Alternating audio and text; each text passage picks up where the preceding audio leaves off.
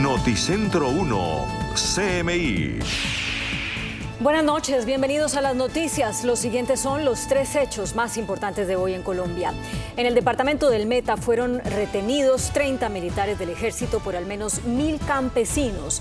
Los campesinos denunciaron que el gobierno incumplió con el compromiso de cese el fuego. El gobernador del Meta, Guillermo Zuluaga, condenó el hecho y catalogó la detención como un secuestro. Una delegación de la Defensoría del Pueblo viajará a Vistahermosa para adelantar una negociación con los campesinos de diferentes municipios, de manera que se logre la liberación de estos 30 militares. Vamos a ampliar esta noticia en nuestra emisión nacional a las 9 de la noche. El máximo comandante del Ejército de Liberación Nacional, ELN, Antonio García, respondió a un cuestionario enviado por Noticentro 1 CMI a propósito de la crisis en los diálogos con esta guerrilla y aseguró que es superable esta crisis. Para García, una crisis es una alteración del curso normal de la vida o de los eventos, y eso, según él, sucedió entre las 2 delegaciones de paz del ELN y el gobierno, donde se incumplió lo acordado en diciembre al final del primer ciclo. Ampliación de esta noticia en nuestra emisión nacional a las 9 de la noche. Disturbios en inmediaciones de la alcaldía de Bogotá. Protestas de la primera línea por la presunta cremación de 300 desaparecidos durante el paro nacional en los cementerios del distrito terminaron en enfrentamientos con el ESMAD.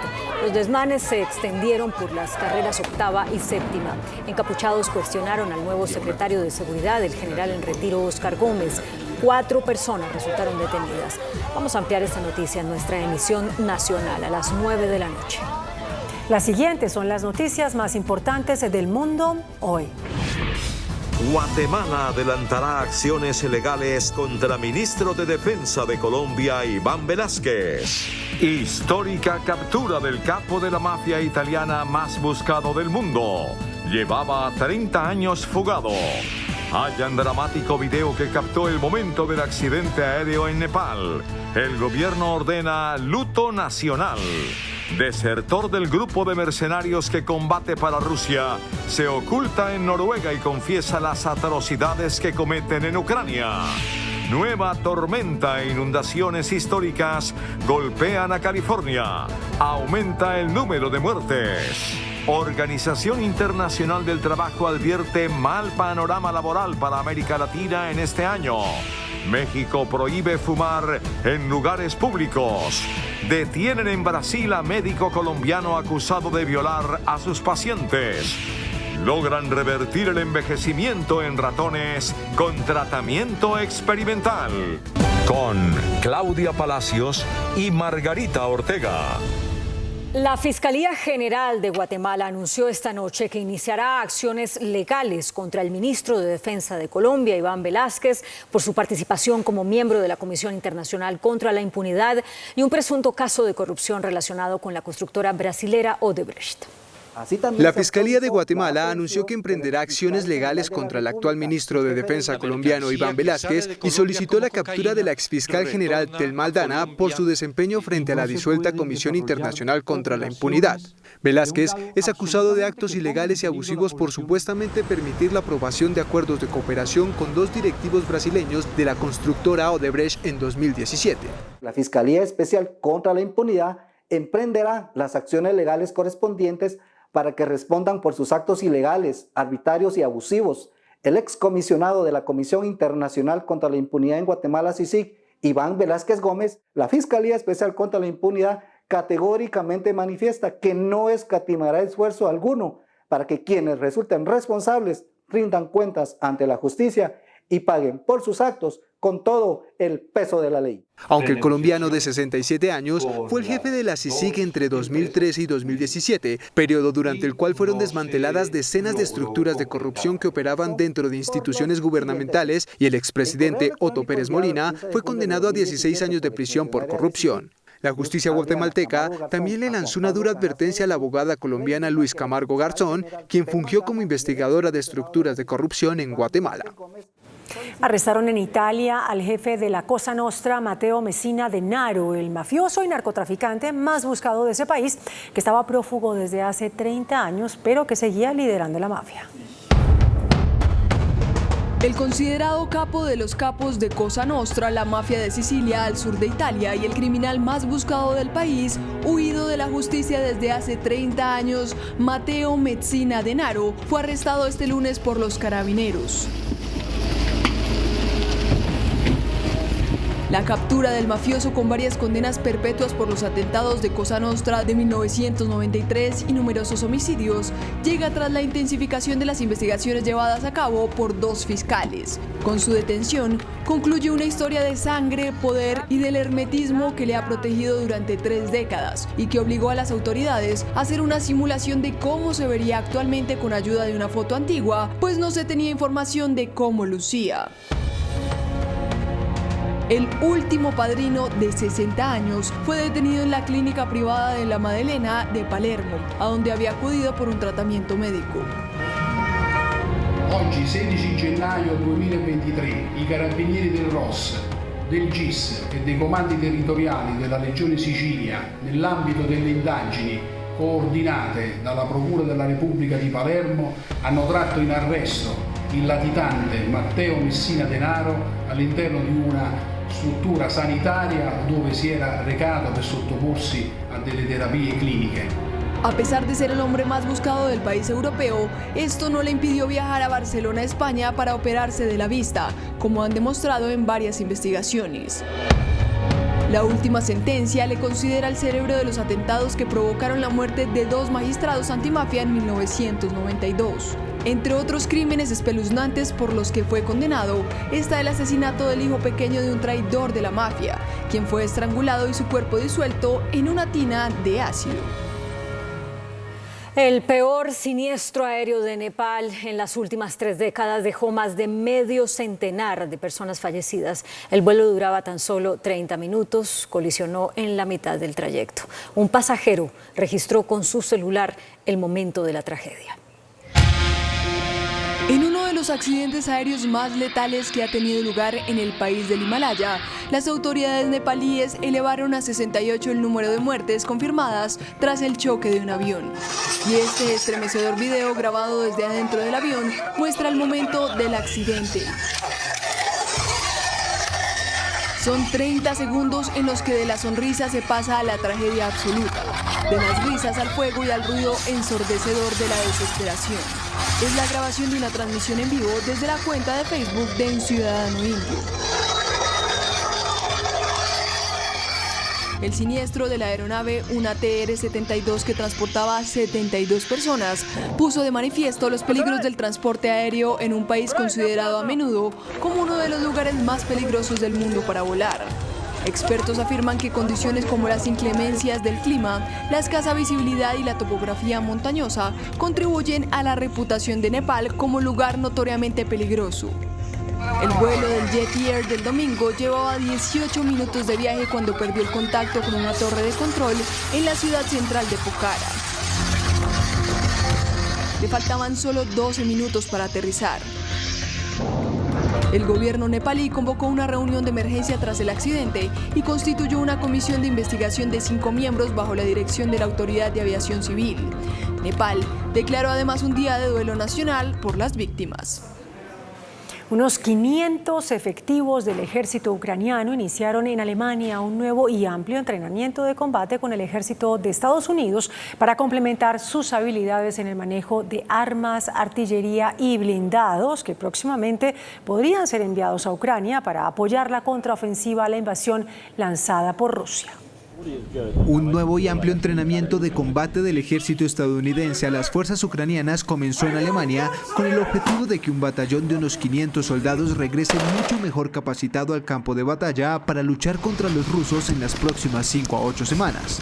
Según aseguró el general Mark Milley, jefe del Estado Mayor Conjunto de los Estados Unidos, será un adiestramiento en el uso de un conjunto completo de armas para mover y coordinar mejor sus unidades, utilizando fuerzas combinadas de artillería, blindados y terrestres. Para el general Milley, el entrenamiento también busca perfeccionar las habilidades de las fuerzas ucranianas para que puedan utilizar una serie de nuevas armas, tanques y otros vehículos que Occidente planea enviar a este territorio.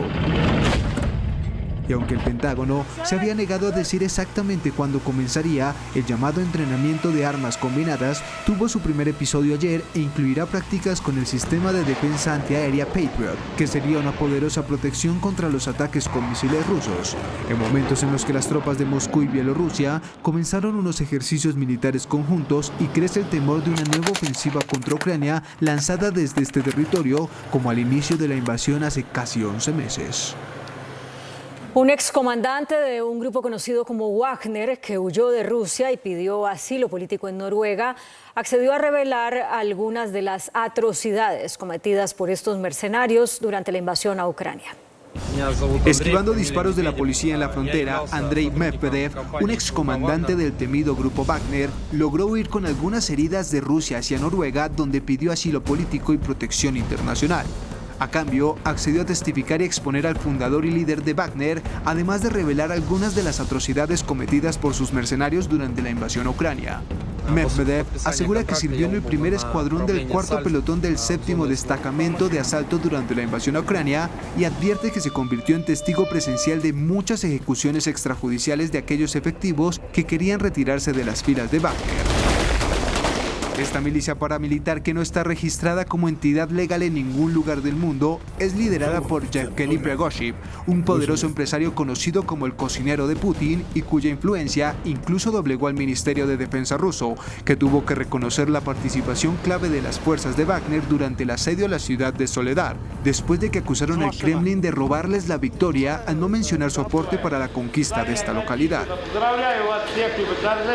Sin embargo, esta es la primera vez desde el comienzo de la campaña militar rusa en Ucrania que un excomandante de una de las unidades de Wagner huye de Rusia a Europa y acepta revelar los crímenes cometidos por sus filas. En Estados Unidos, un nuevo sistema de tormentas golpea al estado de California después de que una serie de inundaciones históricas dejaron al menos 19 muertos y una devastación sin precedentes en esa zona. California, ya empantanada tras una serie de tormentas que causaron la muerte de al menos 19 personas, va a sufrir el embate de un nuevo y peligroso río atmosférico que ya tiene en alerta a 8 millones de personas en la costa del estado más poblado de los Estados Unidos, incluida el área metropolitana de Los Ángeles. Las elevaciones más bajas enfrentan fuertes lluvias, posibles inundaciones y deslizamientos de tierra, mientras aquellos que viven en elevaciones más altas pueden esperar fuertes nevadas y condiciones peligrosas en el camino. De hecho, la implacable caída de nieve ha provocado que las condiciones de viaje por la montaña sean casi imposibles. California enfrenta su 9º episodio de tormentas en apenas 3 semanas, en las que los daños y las afectaciones han sido históricas, dado que las lluvias torrenciales convirtieron comunidades en lagos, los derrumbes paralizaron carreteras y las inundaciones provocaron miles de evacuaciones. Para facilitar la ayuda a California, el presidente Joe Biden declaró el estado de catástrofe grave en el estado y, según el gobernador Gavin Newsom, este es el 8º de los 9 ríos atmosféricos que las autoridades han previsto. El alcalde de Nueva York visitó la frontera entre México y Estados Unidos. Ahí le envió un contundente mensaje al gobierno de Joe Biden. En una gira de 2 días, el alcalde de Nueva York, el demócrata Eric Adams, visitó el Gran Muro en la frontera de Estados Unidos con México, específicamente en El Paso, Texas, desde donde criticó duramente a la administración Biden por su política migratoria. Our cities are being undermined, and we don't deserve this. Migrants don't deserve this, and the people who live in the cities don't deserve this. We expect more from our national leaders to address this issue in a real way. Adams aseguró que el aumento de cruces irregulares es una crisis nacional y afirmó que la Gran Manzana está en su punto de quiebre y no puede recibir más indocumentados. Pidió al Senado, la Cámara de Representantes y la Casa Blanca que trabajen juntos para encontrar soluciones y abordar la reforma migratoria. El pronóstico de la Organización Internacional del Trabajo para el mundo, especialmente para América Latina, es desalentador. Para el 2023 habrá una peor calidad laboral y una baja creación de nuevos empleos. En su informe global sobre perspectivas del mercado laboral global, la OIT advierte que durante 2023 y a nivel global, la población aceptará empleos de peor calidad, mal pagados y carentes de seguridad laboral y protección social como consecuencia de la desaceleración a nivel global. La advertencia del organismo es que esta situación acentuará las desigualdades que ya tenía cada región y que habían aumentado por la crisis generada por la pandemia del coronavirus. Para este año, se prevé que la generación de empleos a nivel global suba solo un 1%, es decir, la mitad del crecimiento registrado en 2021. En contraste, el desempleo a nivel global subiría en 3 millones de personas, lo que implica que hasta unos 208 millones de personas estarán desempleadas por la baja oferta laboral, especialmente en los países de altos ingresos. Dado que habría menos empleos, las pérdidas ocasionadas durante la crisis del COVID-19 probablemente no se compensen antes de 2025. La OIT prevé que el empleo en Latinoamérica crecerá solo un 0,9%, lo que implica la creación de 2,9 millones de puestos de trabajo nuevos. Esta perspectiva resulta en una caída significativa dado que en 2021 hubo un crecimiento del 6,4%, en 2022 fue del 4,9% y se espera que luego del 0,9% de 2023 haya un aumento al 1,4% en 2024. Los más altos responsables económicos de Estados Unidos y de China, las dos mayores potencias del mundo, se reunirán en el marco del Foro Económico Mundial en Davos, que abrió sus puertas a las élites mundiales y que en esta versión considera a la crisis del costo de la vida como el mayor riesgo mundial. Bajo el lema Cooperación en un mundo fragmentado, el Foro Económico Mundial de Davos abrió sus puertas a la élite mundial en una edición donde se abordarán, entre otros, las consecuencias de la guerra de Ucrania, la crisis climática y el futuro de la Amazonía.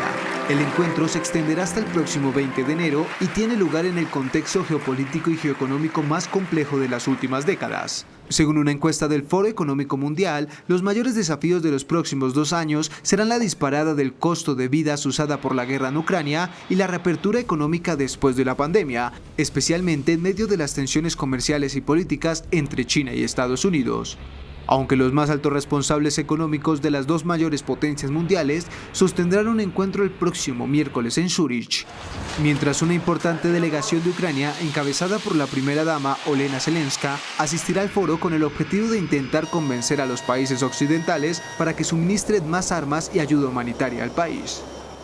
La justicia venezolana controlada por el chavismo ordenó la captura del líder opositor Julio Borges, ex responsable de las relaciones exteriores del dirigente opositor Juan Guaidó. En momentos en los que miles de trabajadores del sector público venezolano salieron a las calles de Caracas para exigir mejores condiciones laborales y un salario digno en medio de una vertiginosa devaluación del bolívar que nuevamente tiene al país al borde de una hiperinflación, la Fiscalía General de Venezuela ordenó la detención del líder opositor Julio Borges, ex responsable de las relaciones exteriores de Juan Guaidó y acusado por su supuesto vínculo con un fallido golpe de Estado para derrocar a Nicolás Maduro en 2019. De hecho, la justicia controlada por el chavismo indicó que la medida judicial contra Borges es específicamente por los delitos de traición a la patria, conspiración y asociación para delinquir. Borges vive en Colombia en condición de refugiado luego de que le abrieran 2 procesos judiciales, entre ellos uno relacionado con la disputa del oro venezolano depositado en Inglaterra. Las autoridades de Brasil capturaron a un médico anestesiólogo colombiano por ser el presunto responsable de abusar sexualmente de mujeres durante procedimientos quirúrgicos. Según la información preliminar, el sospechoso, identificado como Andrés Eduardo Oñate, de 32 años, fue arrestado luego de un mes de investigación y al momento de su captura se encontraron videos e imágenes en su celular de los abusos que cometía usando a las pacientes. Además, también tenía imágenes que lo relacionan con abuso de menores de edad. Las autoridades de China confirman 60.000 muertes relacionadas con el COVID en un solo mes. Las cifras sobre el coronavirus en China no dejan de aumentar y con ellas la preocupación global de una ola más fuerte que la que comenzó todo en 2020, con el descubrimiento de un virus que llegó para quedarse y cambiar la vida del mundo.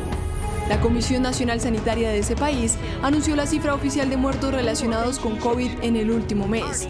Entre el 8 de diciembre del año pasado y el 12 de enero de 2023, hubo cerca de 60.000 decesos relacionados con el virus. El país asiático, que ya había oficializado el levantamiento de sus medidas anti-COVID, volvió a tener un amplio crecimiento de casos y fallecimientos relacionados con el virus dentro de su territorio. La edad media de los fallecidos registrados en centros médicos fue de 80,3 años. Asimismo, el 90,1% de los fallecidos tenían más de 65 años y más del 90% sufrían enfermedades subyacentes. La Organización Mundial de la Salud y Estados Unidos acusaron al gigante asiático de subestimar la gravedad de su brote actual, mientras que los principales funcionarios de salud mundiales también instaron a Pekín a compartir más datos sobre la propagación explosiva del virus en su nación, donde surgieron informes de hospitales y funerarias desbordados. Científicos estadounidenses lograron revertir el envejecimiento en ratones con una inyección. Un grupo de científicos de la Universidad de Harvard publicó el estudio en el que revelan nuevos aprendizajes sobre el envejecimiento y la posibilidad de revertirlo. Aplicaron una terapia genética para revertir rupturas de ADN. El resultado fue que los ratones envejecidos y ciegos recuperaron la vista y se les rejuveneció el cerebro. En Japón crean una revolucionaria almohada para reducir la ansiedad. El trastorno de ansiedad es una de las condiciones de salud mental más frecuentes y que genera más afectación a nivel mundial. Se caracteriza por tener una preocupación o un temor de gran intensidad frente a situaciones o hechos cotidianos y puede manifestarse por medio de síntomas como inquietud constante, nerviosismo, respiración agitada y sudoración. Recientemente, la empresa japonesa Yukai Engineering presentó una almohada inteligente que permitiría controlar la ansiedad. Se llama Fufuli y según los creadores, su diseño está inspirado en la forma que toma el aire cuando las personas respiran. Para utilizarlo correctamente, debe ubicarse en la parte del estómago. Allí envía unas vibraciones que se expanden por todo el cuerpo, se contrae y se expande como si estuviera respirando. La idea es ayudar a las personas a sincronizar su respiración con la almohada robot, lo cual les facilitará reducir su ansiedad y entrar paulatinamente en un estado de relajación. Noticentro 1, CMI. Más de 1,000 indígenas se retienen a grupo de 30 militares en Vistahermosa, Meta. Esperan comisión para negociar liberación. Nuevo secuestro de militares en Cauca. 3 suboficiales retenidos por disidencias. Habla comandante del ELN, Antonio García. Dice que crisis en diálogos con el gobierno es superable. Delegaciones del ELN y gobierno ya están en Caracas para inicio de crucial reunión. Emergencias por invierno en Antioquia, Bolívar y Risaralda. Monumental granizada en Gachancipá, Cundinamarca. Protestas y disturbios protagoniza la primera línea en centro de Bogotá. Congelan precio de peajes administrados por Invías. Alcaldesa de Bogotá arremete contra contratista de cementerio. Fiscal descubre 368 denuncias por abuso de menores que estaban engavetadas. Primero renuncio antes de aumentar edad de pensión, advierte presidente Petro. 13 millones de personas trabajan en la informalidad, revela el DANE. Desde el Comité de Regla Fiscal dicen que el plan financiero para el 2023 va por buena senda, pero advierten al gobierno por la deuda pública y mantener la sostenibilidad. Con Claudia Palacios y Margarita Ortega. Bienvenidos a nuestra segunda hora de noticias. A esta hora, un grupo de aproximadamente 1,000 campesinos retiene en zona rural de Vistahermosa, Meta, a un grupo de 30 militares que hacían vigilancia en la zona. El gobernador del Meta, Juan Guillermo Zuluaga, catalogó este hecho como un secuestro. Una delegación de la Defensoría del Pueblo es esperada en la zona para gestionar la liberación de los uniformados. Fueron retenidos al menos 30 integrantes de las fuerzas militares que pertenecen a la Fuerza de Tarea Conjunta Omega del Ejército mientras desarrollaban operaciones de patrullaje en los sectores conocidos como Alto Caño Cafre y Alto Caño Ánimas del municipio de Vistahermosa en el departamento del Meta. Para mí es secuestro. Para mí no existe cerco humanitario ni retenciones. Eso se llama secuestro. Al parecer, gente de la zona, en esta zona operan las disidencias de las FARC. No con eso digo que están siendo retenidos o secuestrados por las disidencias. Tengo muy poca información y lo que me han dicho es que necesitan comunicarse con el ministro de Justicia o el ministro de Defensa. Yo hice la tarea con el señor ministro del Interior, que de manera inmediata respondió y dijo que se hacía cargo con las fuerzas militares y de policía. Serían más de 1,000 los campesinos que tienen bajo su poder a los 30 militares. están aproximadamente unas 1000 personas en este sitio, de los municipios de La Macarena, Puerto Rico, del departamento del Caquetá también hay comunidades de San Vicente. Todos sabemos que en este momento se tiene suspendido lo de la operación Artemisa, lo de la fumigación aérea, lo de la erradicación, entonces está como ese temor por parte de los campesinos de que la fuerza pública al parecer iba a realizar algún tipo de procedimiento.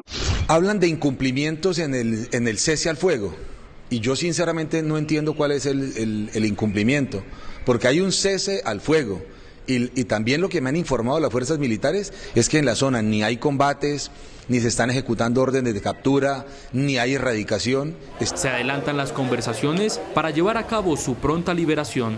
Hoy en la noche, si Dios permite, creo que estaría llegando el defensor del pueblo regional Meta aquí al municipio y lo más probable es que mañana viajaríamos. Las autoridades en el territorio esperan realizar un diálogo con los campesinos que tienen retenidos a los 30 militares para saber cuál es su pliego de peticiones. Y 3 soldados profesionales del Ejército Nacional fueron secuestrados presuntamente por disidencias de las FARC en el departamento del Cauca. Los 3 soldados secuestrados sobre un corredor alterno entre los municipios de El Tambo y Patía en el departamento del Cauca fueron identificados como Carlos Mejía Ocoró, Cristian Murillo Murillo y José Epiayu Oranía, pertenecientes al Ejército Nacional.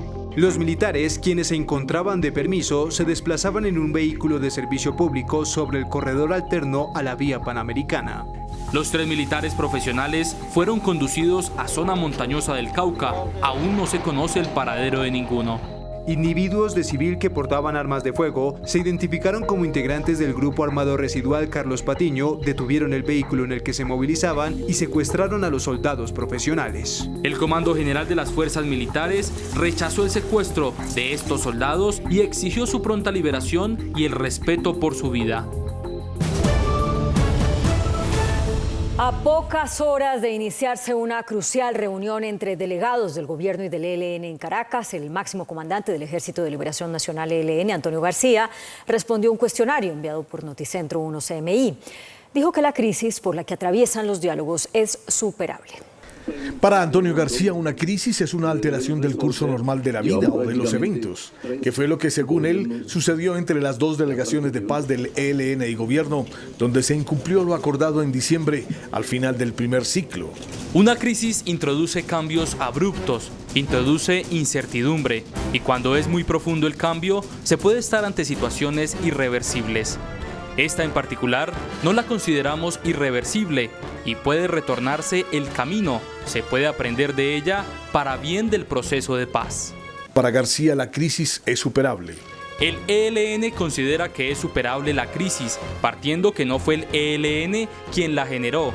Debe reflexionarse sobre lo acontecido, sacar lecciones y evitar decisiones unilaterales cuando sea responsabilidad de la mesa, tal como está pactado. Sobre la reunión extraordinaria que se cumplirá en Caracas y a la cual ya viajó la delegación del gobierno, García asegura que se dará para buscar superar el incidente tras el cese el fuego bilateral frustrado.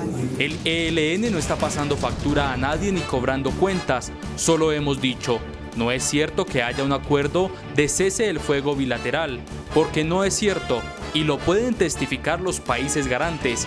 Hay unas reglas acordadas y las 2 partes debemos cumplirlas. No es otra cosa.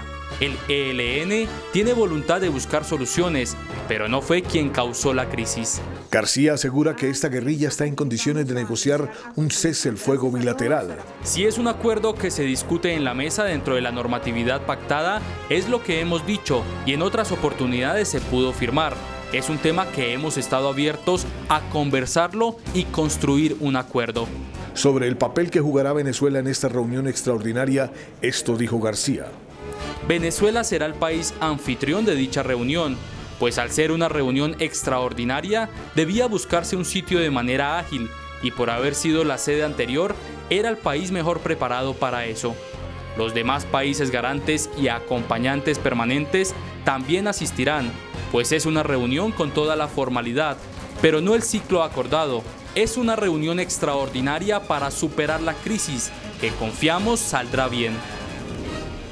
Esta noche ya están en Caracas las delegaciones del gobierno y del ELN que se reunirán en 48 horas para superar la crisis en la mesa de diálogos. La comisión está encabezada por el comisionado de paz Danilo Rueda, el jefe de la delegación Oti Patiño, el presidente de la Comisión de Paz del Senado Iván Cepeda y varios de los integrantes de la Comisión de Diálogos. El cara a cara con la delegación del ELN será el miércoles.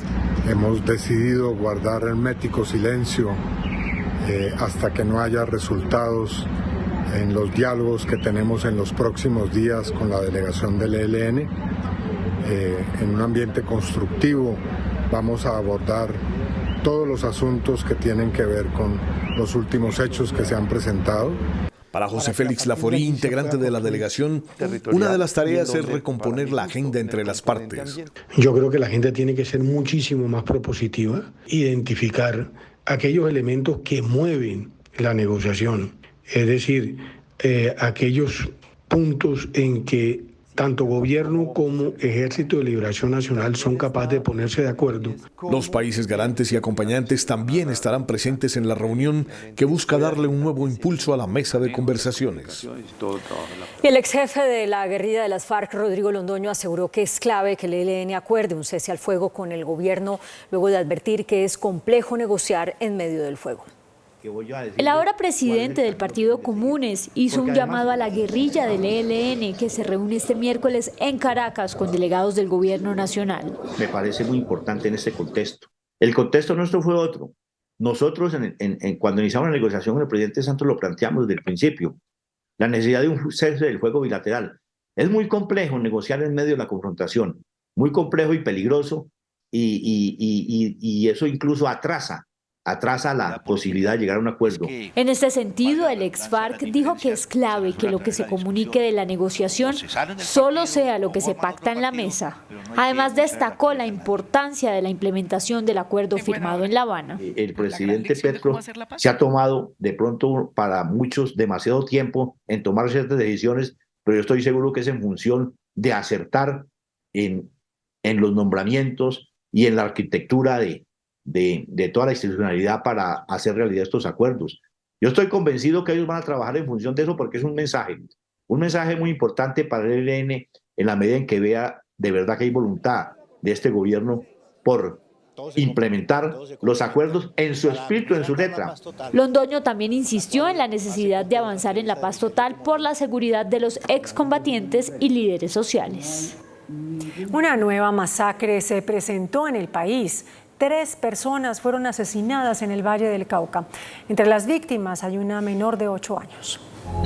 La más reciente masacre confirmada por las autoridades se presentó en el municipio de La Unión, en el Valle del Cauca. Salomé López, de 8 años de edad, Johan Steven Dávila, de 17, y Steven Castaño, de 18, fueron las víctimas de arma de fuego. Este hecho ocurre cuando al parecer estas personas llegan al lugar de residencia y siendo abordados por 2 sujetos que sin dar palabra hacían sus armas de fuego atentando contra la humanidad de estas personas y huyeron del lugar de los hechos. Aunque se ha dado una reducción en la violencia por parte de grupos armados, preocupa que el microtráfico está provocando homicidios colectivos donde los jóvenes son protagonistas. Lo que está sucediendo en el departamento del Valle en los últimos años es muy grave. Desde el 2018 se están registrando un aumento de homicidios de líderes sociales firmantes de acuerdo y en especial de masacres, sobre todo en la zona del norte del Valle, en Cali y en Buenaventura. En el 2022 se confirmaron 94 masacres por Indepaz. En otras noticias, las fuertes lluvias provocaron nuevas emergencias en diferentes regiones de Colombia. Así se encuentra la vía de Puerto López de El Bagre, Antioquia. Decenas de indígenas permanecen incomunicados por un derrumbe que, según sus habitantes, destruyó cultivos y se llevó enseres. En zona rural, otras 25 personas resultaron afectadas. En Abriaquí, 3 puentes fueron destruidos y en Jardín también reportaron daños por la crudeza del clima. Un un tramo de la muralla que protegía los municipios de Barranco y San Martín de Loa en el sur de Bolívar colapsó tras las intensas lluvias registradas en las últimas horas. El colapso de la muralla provocó que el río Magdalena, que presenta actualmente un aumento significativo en su nivel, ingresara con todas sus fuerzas, dejando viviendas y cultivos literalmente inundados y centenares de familias damnificadas. Mandatarios de esas poblaciones indicaron que aún no se han recuperado de la pasada ola invernal que dejó a miles de damnificados y ahora afrontan un nuevo panorama. La creciente súbita del río San Juan a su paso por el municipio de Mistrato en Risaralda dejó cerca de 4.000 personas incomunicadas en 23 veredas, la mayoría de asentamientos indígenas, 14 puentes entre peatonales y vehiculares afectados, de los cuales 10 de ellos no se pueden utilizar. Ese fue el balance que entregaron las autoridades luego del Consejo de Gestión del Riesgo, donde se analizó el impacto de la creciente del río, que se llevó a su paso cultivos, trapiches, animales de granja, entre otros. Para atender de forma inmediata a la comunidad, se está coordinando con el Ejército la instalación de puentes militares y habilitar los que no están críticos. En Gachancipá, Cundinamarca, se presentó una fuerte granizada, mientras que en el municipio de Pacho las lluvias dejaron una persona fallecida. Angustia y nostalgia. Este es el panorama que viven los habitantes del municipio de Gachancipá, en Cundinamarca, tras una terrible granizada que dañó cultivos, pastos, casas, colchones y electrodomésticos. Ahora quedan los rastros de una ola invernal que no ha tenido compasión con los productores. Pues ahí sí grave, esperando la ayuda de la señora alcaldesa, a ver que nos ha prometido venir a ayudarnos, porque como los colchones, todo se perdió, pérdida total, que eso de ahí se ve reglamentado y botados, porque eso no sirven para nada. La ola invernal también se ha sentido en municipios como Pacho, en donde el desbordamiento de una quebrada arrasó con casas, puentes y la vida de un joven de tan solo 20 años. Todos nuestros equipos, tanto técnicos como operativos, están en campo prestando apoyo en coordinación con los consejos municipales de gestión de riesgo en el departamento, lo que nos ha permitido salvaguardar la vida de los cundinamarqueses. La emergencia por la ola invernal en Cundinamarca sigue siendo crítica. Las fuertes lluvias han afectado alrededor de 20 municipios del departamento, en los cuales se han presentado deslizamientos, inundaciones y colapso en el sistema de alcantarillado. Angélica María Arango, Noticentro 1, CMI. La ministra de Agricultura, Cecilia López, reveló que alista la compra de más de 1.000 hectáreas de tierra en los municipios El Bordo, Timbío y El Patía para reubicar a los damnificados por el derrumbe en el municipio de Rosas, Cauca. Son 160 los damnificados por la emergencia en Rosas, Cauca, que serán reubicados en tierras productivas. Ya se fijaron los territorios para el traslado. 27 predios que suman 1.027 hectáreas en Rosas, Patía y Timbío. Esa tierra para las 160 familias daría un número de hectáreas mucho mayor del que tenían, que es lo que ha dicho el señor presidente. Cerca del 11% de la producción de café se ha visto afectada por las lluvias. ¿Qué otros productos que se siembran en Colombia se han visto afectados? El arroz también sufrió, pero las afectaciones son mucho menores. 5% creo que en el caso del arroz, 3%, sobre todo en los productos de ciclo corto. La ministra también dio detalles de cómo avanza la reforma agraria. Hemos recibido ofertas de 1.756.000 hectáreas, 420 son ofertas de ciudadanos afiliados a Fedegan, que corresponde a 286.000 hectáreas, pero no todas están en la zona en que el gobierno va a comprar, que es en la región Caribe, en el Magdalena Medio. En el Caribe de los ganaderos tenemos 55.000 hectáreas y en el Magdalena Medio un poco más de 2.000. Las solicitudes y estado de las tierras están siendo revisadas por la cartera. Los exsenadores Musa Besaile y Bernardo Elías aceptaron ante la Corte Suprema que direccionaron millonarios contratos de infraestructura a través del extinto Fondo Financiero de Proyectos de Desarrollo FONADE. Los exsenadores Bernardo Ñoño Elías y Musa Besaile aceptaron ante la Corte Suprema que direccionaron millonarios convenios de construcción de viviendas desde el extinto FONADE a favor de contratistas amigos. Bernardo Elías aceptó los delitos de interés indebido en la celebración de contratos y tráfico de influencias. Los excongresistas aceptaron su responsabilidad ante la Corte Suprema de Justicia para recibir una rebaja de pena. Se acogió al beneficio de confesión y posteriormente al Instituto Jurídico de Sentencia Anticipada. En los próximos días la Corte fijará la condena que rondaría los 5 y 6 años de cárcel tras su confesión. La confesión es un mecanismo judicial que permite un descuento hasta el 16% de la pena, mientras que el mecanismo judicial de sentencia anticipada reduce la pena hasta una tercera parte. El ex senador Bernardo El Ñoño Elías ya enfrenta un proceso por el caso Odebrecht, mientras que Musa Bezaile enfrenta un caso por parapolítica. La Policía Nacional ordenó a todas sus unidades cumplir con la suspensión de órdenes de captura de voceros de las disidencias de las FARC y del ELN ante los acercamientos que se adelantan para lograr la paz total. El director de la Policía Nacional, general Henry Sanabria, fue claro al confirmar que se dio instrucción en la suspensión de órdenes de captura contra líderes de grupos armados por disposición del gobierno nacional. En total son 18 bajo la figura de voceros para adelantar negociaciones. Más o menos 18 órdenes de captura suspendidas de diferentes grupos armados. Se ha dado la comunicación respectiva a todos los integrantes de la institución policial, básicamente en el sistema de información policial donde se da cuenta esas órdenes ya no se encuentran, por lo tanto en el momento de hacer verificaciones a través de medios biométricos o de consulta a través de cédula no aparecen estas órdenes de captura. Además, reveló que fueron suspendidos los operativos ofensivos contra líderes del Clan del Golfo, es decir, se dejaron de buscar. Sin embargo, si uno de estos es sorprendido delinquiendo y tiene orden de captura, será presentado ante la Fiscalía. Lo que establecen los decretos, que es el cese de acciones ofensivas, tanto operativos militares como policiales, es decir, ir a buscarlos por vía de ese decreto, está suspendido. Alias Chiquito Malo, Gonzalito y Siopas, entre otros, siguen con orden de captura de la Fiscalía, pese a la solicitud del Gobierno Nacional. Hoy se presentaron disturbios en inmediaciones de la alcaldía de Bogotá. Integrantes de la primera línea se enfrentaron con el escuadrón antidisturbios por la supuesta incineración de desaparecidos durante el paro nacional. Protestas de la primera línea contra la presunta cremación de 300 desaparecidos durante el paro nacional en los cementerios del distrito terminaron en enfrentamientos con el SMAT.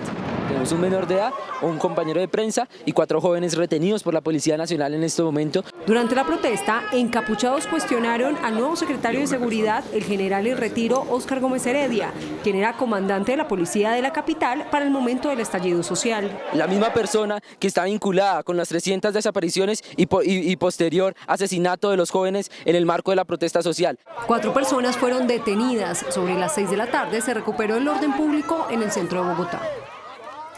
Finalmente fue expedido el decreto que congela las tarifas de los peajes administrados por el Instituto Nacional de Vías y la Agencia Nacional de Infraestructura.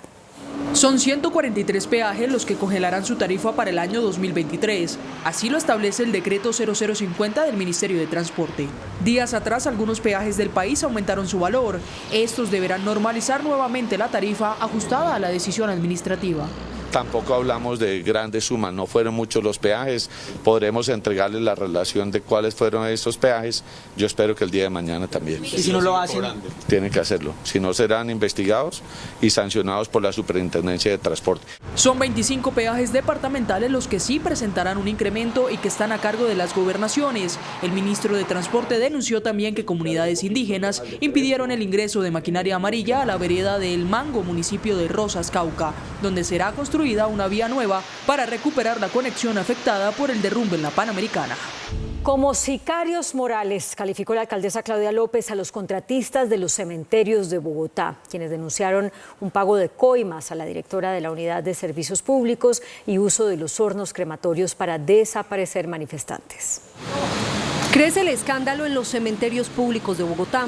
En las últimas horas renunció Luz Amanda Camacho, directora de la Unidad de Servicios Públicos, tras denuncias de un contratista, según las cuales la funcionaria habría recibido 1.500 millones de pesos para entregar el jugoso contrato para el manejo de los camposantos. Cada vez que uno los denuncia, esos corruptos reaccionan con actos de sicariato moral, tratando de enlodar y de desprestigiar a quienes los denunciamos.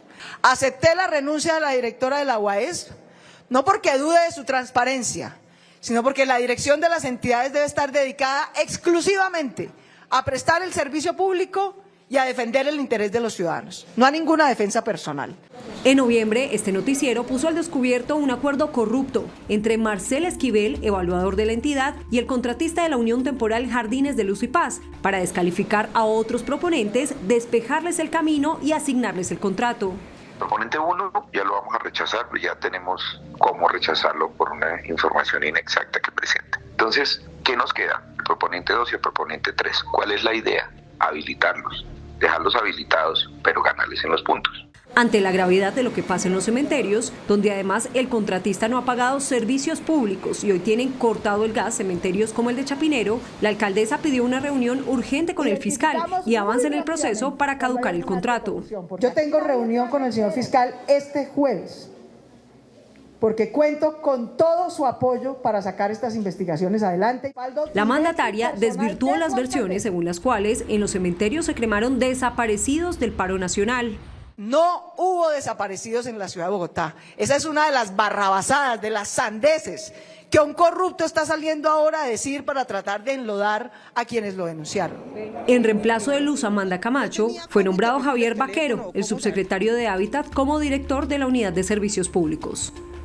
El fiscal general Francisco Barbosa reveló que están revisando 378 procesos radicados en el Instituto Colombiano de Bienestar Familiar relacionados con abuso sexual de menores indígenas que no registran mayores avances en la investigación. El fiscal general advirtió desde San José del Guaviare que iniciará investigaciones penales a funcionarios del ICBF por omisión y negligencia cuando se denuncien casos de abuso de menores y no se tomen medidas. Si se demuestra negligencia o nosotros en la atención de estas víctimas de estos delitos por parte de autoridades departamentales, municipales, nacionales y policiales, se iniciarán las investigaciones pertinentes, como lo dije anteriormente, por los posibles prevaricatos por omisión. El pronunciamiento del fiscal se da luego de varias denuncias sobre casos de violencia sexual contra indígenas menores de edad. De otra parte, el fiscal dijo que no hay pruebas sobre las denuncias del caso de una violación a una menor de edad indígena por parte de un uniformado estadounidense. Con 1.500 millones de pesos se habría financiado la logística para cometer el asesinato del fiscal antimafia de Paraguay, Marcelo Pecci. Así lo reveló la Fiscalía en la audiencia en la que fueron enviados a la cárcel los hermanos Andrés y Ramón Pérez Hoyos, presuntos cerebros del crimen. La Fiscalía señaló que los hermanos Pérez Hoyos, presuntos narcotraficantes, financiaron el homicidio del fiscal paraguayo Marcelo Pecci. Habrían aportado 1.500 millones de pesos. Ellos hicieron un aporte trascendental, que fue la entrega del dinero, sino que también se aseguraron, estuvieron en Cartagena, su señoría, y al estar en Cartagena verificaron con lujos de detalles cómo se iba a planear y cómo era el engranaje criminal. Un juez envió a la cárcel a los dos narcos, quienes además aceptaron los cargos que les formuló la Fiscalía. Fueron estas dos personas, no otras, su señoría. Bajo el músculo financiero realizaron el aporte logístico que llegó a la conclusión final, con respeto a las víctimas, de acabar con la vida, de cegarle la vida a un profesional, su señoría, que podría en este momento estar haciendo muchas cosas por el país de Paraguay.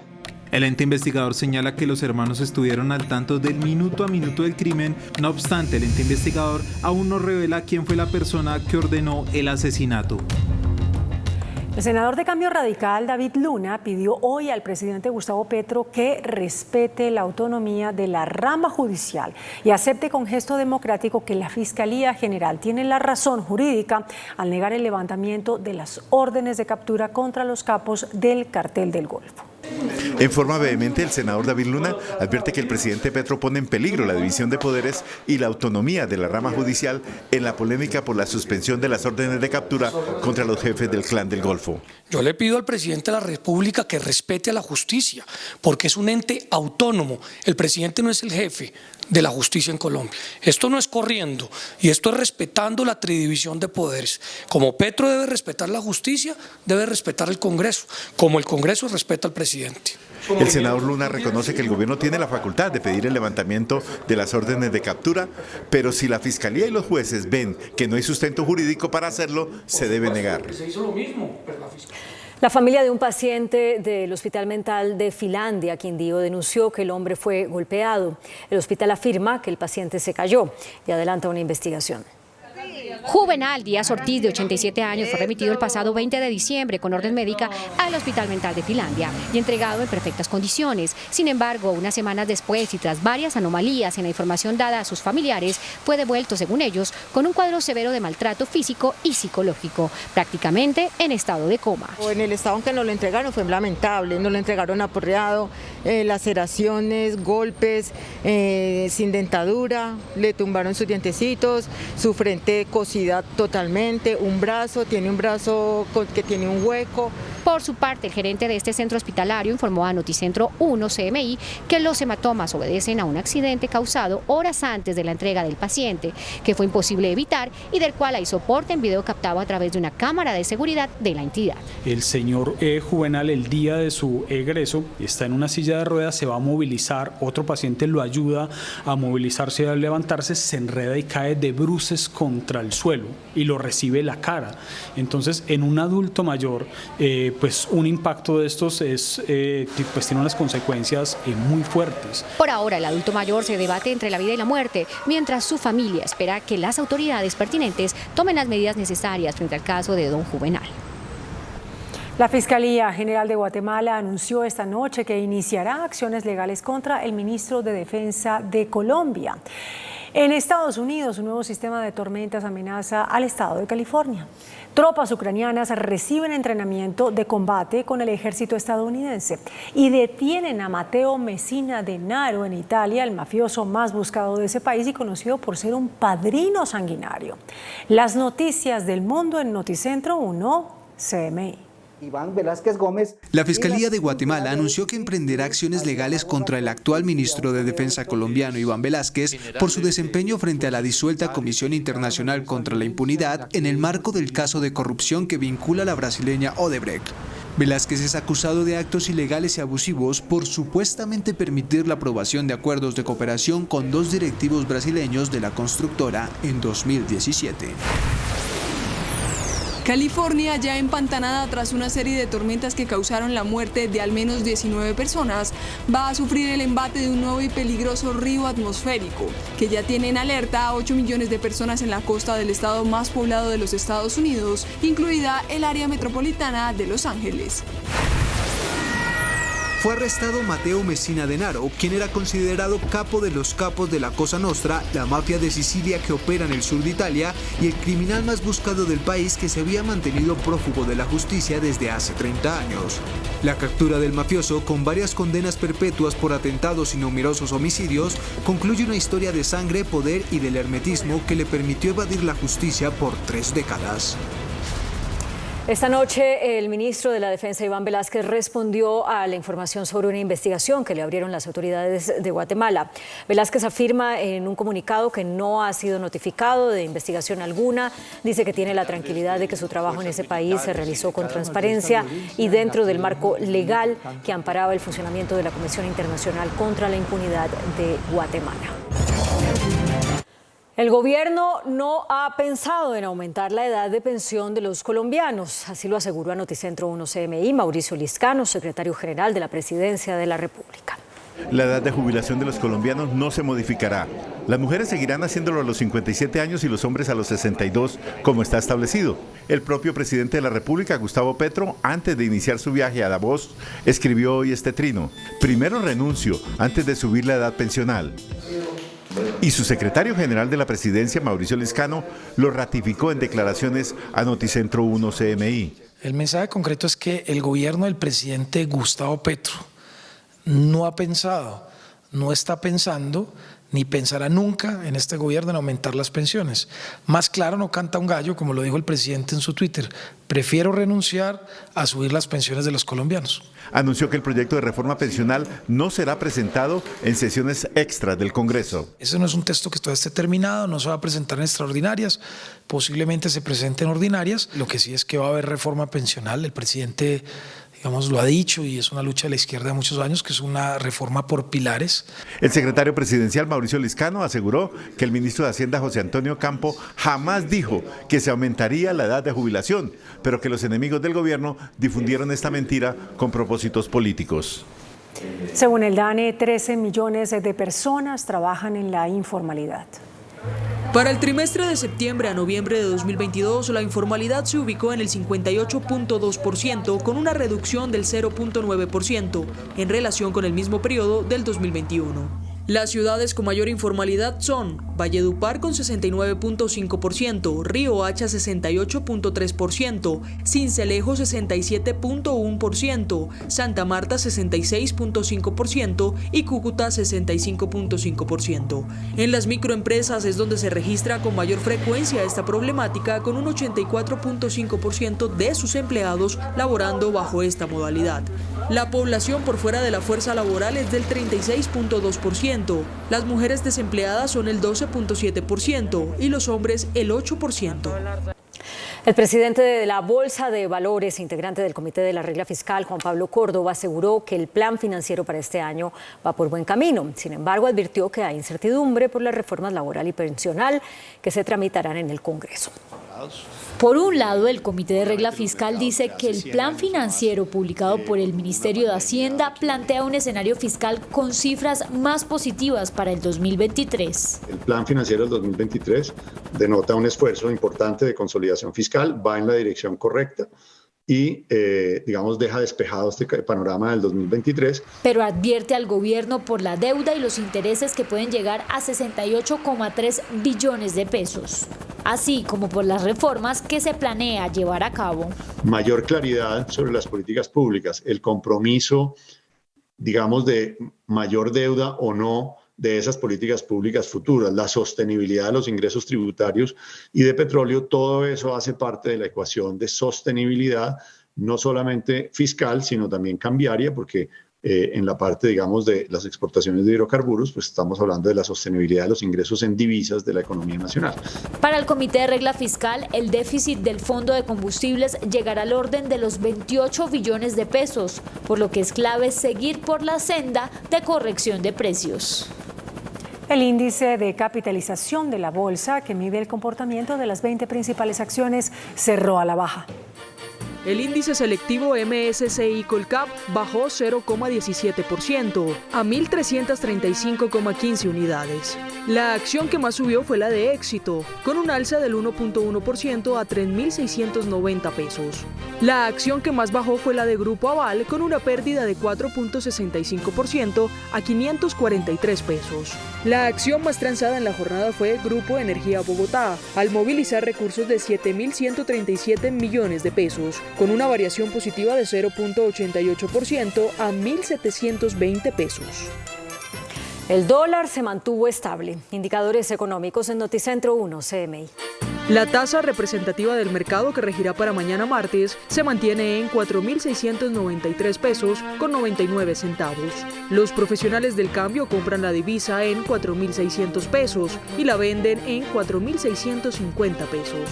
Un euro cuesta 5.075 pesos con 50 centavos. La libra de café en Nueva York permaneció en $1 con 51 centavos. El azúcar se transó en 19,72 centavos de dólar la libra. El barril de petróleo WTI se cotizó en $79 con 13 centavos. La referencia Brent para Colombia se cotizó en $84 con 4 centavos. Una acción de Ecopetrol cuesta 2.700 pesos. Tenemos noticia al cierre. Esta noche la Junta Directiva de la Asociación Bancaria de Colombia, Asobancaria, designó al exministro Jonathan Malagón como nuevo presidente de esa agremiación.